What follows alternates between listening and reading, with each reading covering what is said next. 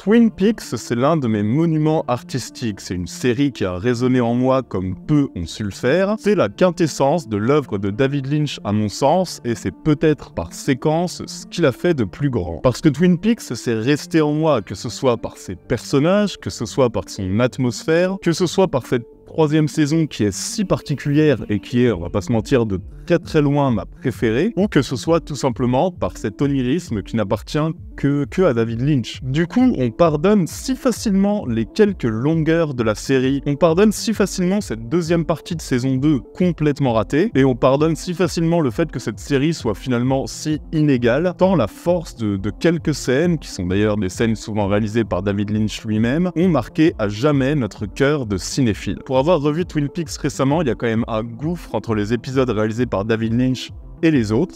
Et quand David Lynch revient aux commandes, ça se voit, mais directement. Et c'est à l'origine de séquences extraordinaires, sans doute les plus belles séquences de sa filmographie, notamment dans cette saison 3 qui est un geste artistique unique et grandiose. This is the water, and this is the well.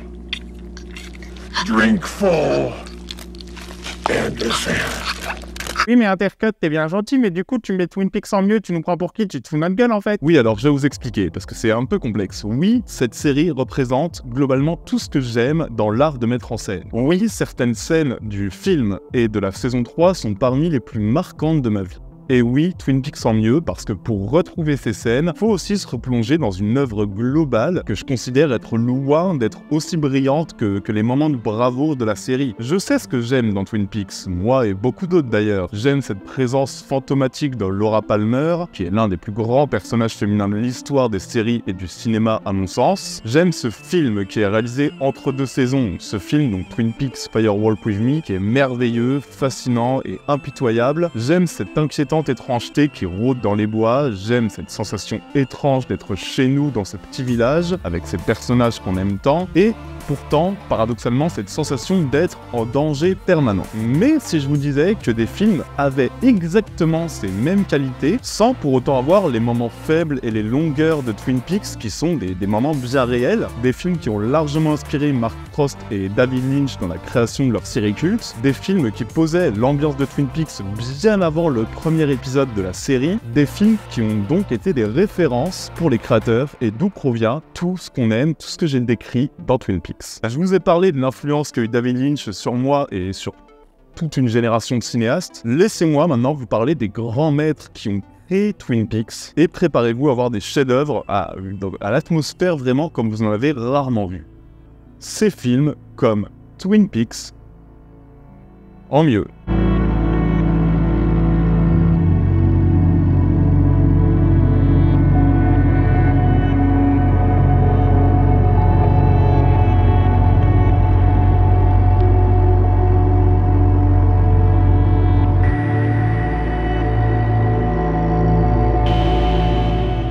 Mais avant de nous plonger dans Twin Peaks, regardez un peu ce que YFood m'a envoyé les amis. Ils m'ont régalé avec un pack spécial sur le cinéma. J'ai même la petite bougie, le petit quiz sur le ciné. Et vraiment, moi je trouve ça hyper beau. Hein. Et puis surtout, les gars, le produit spécial, le tout nouveau goût qui sortent exprès pour la fête du cinéma, donc on est complètement dans le thème. Un nouveau goût en durée limitée sur leur site, le goût popcorn caramel. Et là vous allez me dire, mais Intercut ça doit être hyper chimique comme truc, les trucs habituels comme ça, c'est plein de sucre, plein de colorants, plein de merde. Et je vais te répondre, bah non mon brave. Parce que YFood, leur mission c'est avant tout de faire des produits sains, des produits équilibrés avec tous les nutriments nécessaires, des produits qui restent toujours au Nutri-Score A. Et là-dessus ils sont hyper transparents, je veux dire, t'as vraiment toute la liste des ingrédients sur leur site. Tu vois ce petit goût délicieux des popcorn au caramel que tu t'enfilais par dizaines quand t'étais gamin, bah là c'est une belle manière absolument pas calorique de s'y replonger. Et puis voilà quoi, le plus important, bah c'est bon pour le corps, mais c'est bon au goût. C'est vraiment hyper bon au goût quoi. Et puis voilà, plein de vitamines, plein de protéines, plein de minéraux. Franchement, c'est un vrai bonheur qui vous fera même passer le goût de la déception si le film est nul. Makes you stronger. Et vous voyez, hein, même devant un film de Zack Snyder, je passe un bon moment. Bon, et vous savez que du 24 au 26 mars, c'est le printemps du cinéma. Du coup, c'est vraiment le moment idéal pour profiter de cette édition qui est limitée dans le temps, en utilisant le code Intercut YouTube ou le classique lien en description qui vous fera gagner 10% sur le pack de 6 bouteilles goût popcorn caramel. Et vraiment, n'hésitez pas, c'est une super occasion de découvrir YFood, ils soutiennent la chaîne depuis très longtemps et leurs produits, enfin vraiment, j'ai de la chance d'avoir un sponsor, donc j'aime autant les produits. Merci à eux de continuer à soutenir cette chaîne, merci à vous de leur faire toujours le bon accueil que vous leur faites. Nous, on se replonge dans la vidéo. Bon, et j'ai bien conscience, les amis, que j'ai mis le curseur très haut sur cette vidéo, vous vous attendez à du très très lourd. Sachez donc que vraiment la sélection que je vous ai trouvée, c'est vraiment que du monument. Et David Lynch le reconnaît parce que le premier film dont on va parler, par exemple, David Lynch l'a projeté à toute l'équipe avant le tournage. C'est le film le plus connu de cette sélection, après on va aller vers du plus obscur, mais pour moi c'est impossible de ne pas le citer. Les amis, je dois évidemment vous parler de Laura, réalisé par Otto Preminger. Laura, c'est presque le point de départ de Twin Peaks, de par le nom déjà de cette figure féminine fantomatique qui a disparu, mais dont la présence hante toute la ville et hante les héros, et c'est aussi Twin Peaks de par cette ambiance quasi fantastique qui s'immisce dans des situations qui sont pourtant sur le papier très terre-à-terre. Je pourrais parler vraiment pendant des heures de ce qui est à mon sens le plus grand film noir que j'ai pu voir, mais on va commencer par se calmer. De quoi parle Laura? Tout part d'une question: qui a tué Laura Palmer? Qui a tué Laura Hunt, qui est une jeune femme aimée de tous et qui est portée disparue. On va donc suivre l'inspecteur Mark Mefferson qui enquête sur le sujet, et par son enquête, il se trouve plongé peu à peu dans l'âme et dans le passé de la jeune femme, un passé qui s'avère être assez trouble. Vous voyez quand même, vraiment on a l'impression que je décris la première saison de Twin Peaks là. Donc plus l'inspecteur va s'investir dans cette enquête, plus ce qu'il va apprendre sur Laura va faire en sorte que la jeune femme le hante, le fascine, l'obsède. Bon, voilà, comme je l'ai dit, c'est absolument le sujet de Twin Peaks. Et tout y est, je veux dire, de la disparition jusqu'au journal intime, tu remplaces juste le nom de l'agent Cooper par le nom de Mark Mefferson et tu c'est tout bon. Mais Laura, c'est vraiment avant tout, c'est vraiment l'un des plus grands films de son époque. You better watch out, McPherson, or you'll end up in a psychiatric ward. I don't think they've ever had a patient who fell in love with a corpse.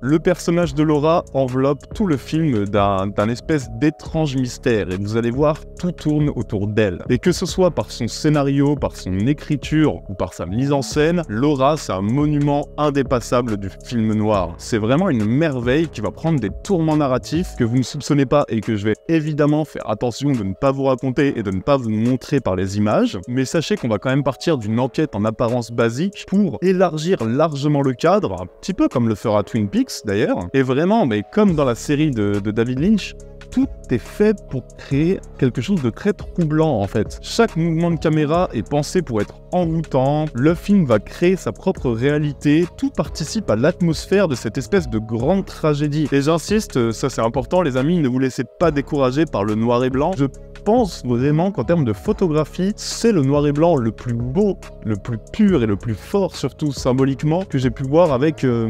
La nuit du chasseur. J'essaye de rester volontairement flou sur Laura. Je veux surtout pas que ceux qui découvrent ce chef-d'œuvre et qui ne le connaissent pas encore n'en apprennent trop en amont sur les rebondissements narratifs. Sachez qu'on est sur un film d'1h30 absolument fascinant, qui est une étude psychologique mais surtout sensorielle en fait, de la passion et du magnétisme que va exercer Laura sur tous ceux qui l'ont rencontré. Je pense que au vu des intentions du film que je suis en train de vous l'écrire, au vu même des images que je vous ai montrées et au vu du pur pitch du film, vous comprenez que Laura a largement contribué à la création de l'univers Twin Peaks, et ça, clairement, David Lynch ne s'en est jamais caché. Tous les cinéphiles doivent avoir vu Laura. I shall never forget the weekend Laura died. A silver sun burned through the sky like a huge magnifying glass. It was the hottest Sunday in my recollection. I felt as if I were the only human being left in New York. Ok, bon, après avoir commencé par un tel chef-d'œuvre, je sais que j'ai plutôt intérêt à assurer derrière. De toute façon, cette vidéo, c'est un peu la vidéo de la pression. Mais ça tombe bien, parce que deuxième film, j'ai quand même un film qui est réalisé par un sacré patron aussi. J'ai nommé Jacques Tourneur, qui est un cinéaste que David Lynch adore, qui cite même parfois explicitement dans ses films. Et parmi les œuvres de Jacques Tourneur, il y en a quand même une qui, pour moi, se raccroche encore plus facilement que les autres à Twin Peaks. C'est le film Out of the Past. Bon alors, Out of the Past, les gars, c'est d'abord un casting. Je vous balance au calme Robert Mitchum, Kirk Douglas, Jane Greer. Je pense que vous comprenez qu'on est déjà pas mal. C'est aussi une histoire qui va rappeler quelques souvenirs aux amoureux de Twin Peaks. Un détective qui tente d'échapper à son passé trouble dans une petite ville. Ce détective se voit plongé dans une affaire labyrinthique à la recherche d'une femme qui a disparu. Est-ce que j'en dis plus ? Non, parce que dans cette vidéo, vous allez voir, je vais un petit peu moins rentrer dans la narration que je le fais dans les autres vidéos d'Intercut. Je vais rester, comme quand j'ai décrit Laura, volontairement assez flou, puisque ce flou est quelque chose qui participe à tout le mystère de Twin Peaks, et ce flou, on le retrouve dans les films que je décris, donc ce serait dommage de s'en priver. Sachez qu'on est juste sur une intrigue encore plus tortueuse peut-être que celle du film de Preminger, une enquête où le présent, le passé et la destinée un peu croisée des héros va s'entremêler en permanence. Et si le Laura d'Otto Preminger a surtout créé le personnage de Laura Palmer, ici en fait c'est carrément la ville entière de Twin Peaks qui doit beaucoup à Out of the Past. La ville de Twin Peaks et l'agent Cooper qui, comme le héros de ce film, est un étrange détective sorti d'on ne sait où qui vient s'y enterrer. All I ever had to go on was a place and time to see her again. I don't know what we were waiting for. Maybe we thought the world would end. Maybe we thought it was a dream and we'd wake up with a hangover in Niagara Falls. Et si Out of the Past mérite d'être vu, ne serait-ce que par cette figure hyper étrange de détective isolé dans un village perdu, un détective qui se retrouve seul avec cette enquête et son cerveau un petit peu tortueux, il faut aussi, et presque surtout j'ai envie de dire, mentionner la mise en scène de Jacques Tourneur. Jacques Tourneur qui va s'amuser à convoquer tous les codes du film noir pour les pousser à l'extrême et pour en fait pousser son récit encore plus loin. Il va pas les détourner, on n'est pas du tout sur une parodie, mais on est vraiment sur l'idée d'avoir assimilé les codes et de les pousser vraiment au maximum dans un récit qui se veut vraiment sombre, troublant, avec des personnages qui sont quand même assez fascinants. Vraiment un film qui est un régal à suivre, quoi. Un film bien plus complexe que les clichés qu'il installe au début ne laissent présager, un peu comme dans Twin Peaks aussi, finalement. Et un film qui pose une atmosphère lente, oppressante, sur une femme que beaucoup d'hommes rêvaient de pouvoir contrôler en vain, comme beaucoup d'adolescents, comme beaucoup d'hommes dans Twin Peaks rêvaient de pouvoir contrôler et rêvaient d'avoir Laura Palmer pour eux seuls, alors que c'était un personnage féminin absolument insaisissable. On va retrouver aussi cette idée dans Out of the Past. Vraiment les amis, on est sur un grand film, un film qui est, vous le voyez bien, visuellement assez splendide, mais surtout un film d'atmosphère qu'il faut absolument découvrir. Jacques Tourneur, un grand casting, une ambiance digne des moments les plus sombres et les plus noirs de Twin Peaks. Clairement les amis, vous allez vous régaler. That isn't the way to play. Why not?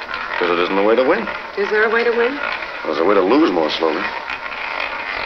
Bon ok les amis, je me suis pas foutu de vous, j'ai encore 3 films à mentionner, donc je vais les mentionner un petit peu rapidement parce que sinon on est parti sur une vidéo qui va durer 45 minutes, mais je vais varier un petit peu les plaisirs. Déjà je vais vous sortir du film noir, même si évidemment l'inspiration première de Twin Peaks vient des films noirs, on va varier un peu les plaisirs. Le premier de ces films, je l'avais déjà un petit peu mentionné sur Intercut, dans un précédent Balance ton film, donc ça date d'il y a au moins 3 ans. Je vais en reparler un petit peu ici, je dois vous parler de Picnic at Hanging Rock.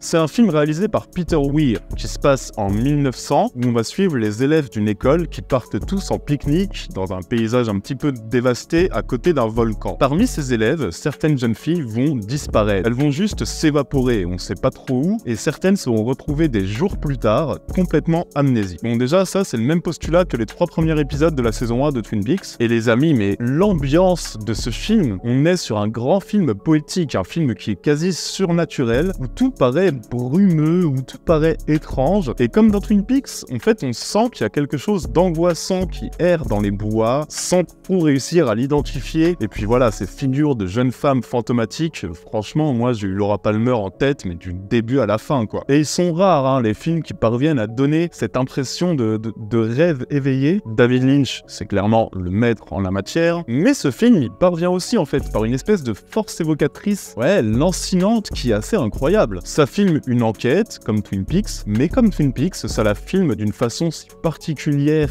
et si onirique, sans s'interdire des à-côté qui semblent déconnectés du récit et qui du coup vont vraiment faire travailler ton imaginaire. Vraiment, c'est le genre de mise en scène que j'adore. Non, les amis, si vous avez aimé Twin Peaks, il faut absolument que vous découvriez Picnic at Hanging Rock.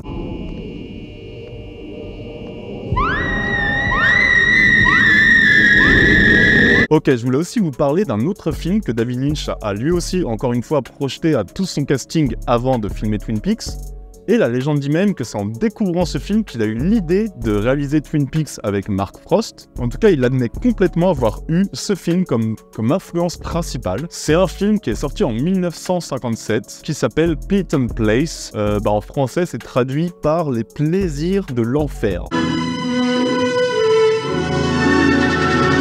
Mais bon, voilà, l'influence, elle est évidente. Donc on va se retrouver dans une ville en apparence paisible, plutôt calme, sauf qu'en fait, on se rend bien compte que tous les gens de cette ville, y compris et surtout les jeunes, vont cacher des étranges et des lourds secrets. Comme je l'ai dit, hein, Lynch et Frost ont eu l'idée de créer Twin Peaks après avoir découvert ce film. Ils l'ont assumé en interview. On comprend très bien pourquoi. Peyton Place s'amuse à explorer par une mise en scène très intime tous les vices, tous les secrets, tout ce qu'il y a en fait si tu grattes un peu les apparences de cette petite ville américaine moyenne. Et Peyton Place a une liberté de ton assez dingue en fait, surtout quand on voit l'époque où il est sorti. Je veux dire, il pose un regard très intime et très neuf, notamment sur l'adolescence, comme le fait Twin Peaks aussi, et surtout très juste. Bon, ça parle pas mal de sexe, qui est quand même, on va pas se mentir, généralement le but ultime de tout adolescent-adolescente, et Laura Palmer était pas en reste à ce niveau-là, on va pas se mentir. Et là, dans Peyton Place, mais voilà, ça passe d'amant en amant, ça sort tard la nuit pour se livrer à des activités assez étranges, ça gratte un petit peu aussi derrière les secrets des parents qui se veulent puritains sur le papier, mais qui en vrai se livrent aux mêmes activités que leurs enfants. Et on est sur un film très frontal qui va décrire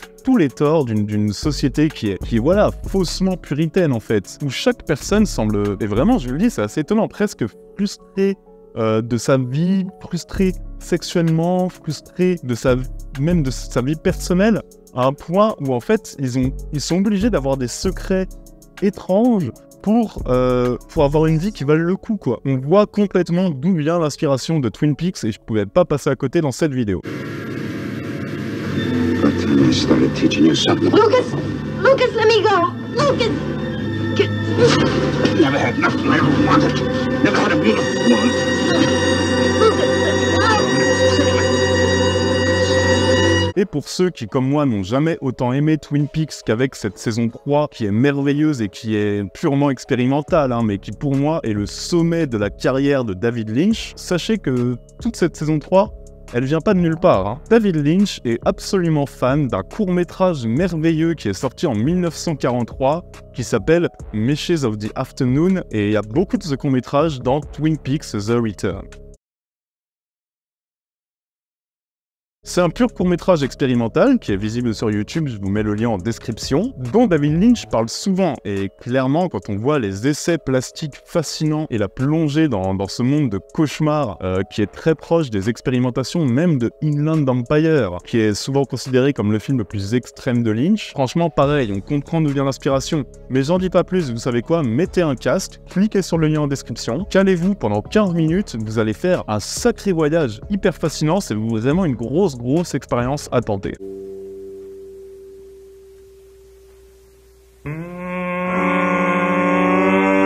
Ok les amis, pour le prochain Balance ton film, comme d'hab, c'est vous qui choisissez le thème de la prochaine vidéo. Comme toujours, je vous propose deux choix. Soit on part sur Love Actually en mieux, soit on part sur un gros Anatomie d'une chute en mieux. You're violent! You're violent! Dites-moi si vous préférez dans les commentaires. N'oubliez pas de vous abonner à la chaîne, c'est la seule manière de vraiment suivre les actus. On sort 2 vidéos par semaine. Mettez la cloche aussi. On a aussi un petit Tipeee pour ceux qui veulent soutenir la chaîne. C'est vraiment un gros soutien, peu importe la quantité, peu importe le don. C'est un gros soutien à la chaîne. Nous, on se retrouve très bientôt. D'ici là, n'oubliez pas que vous êtes les meilleurs. Ciao à tous, bisous.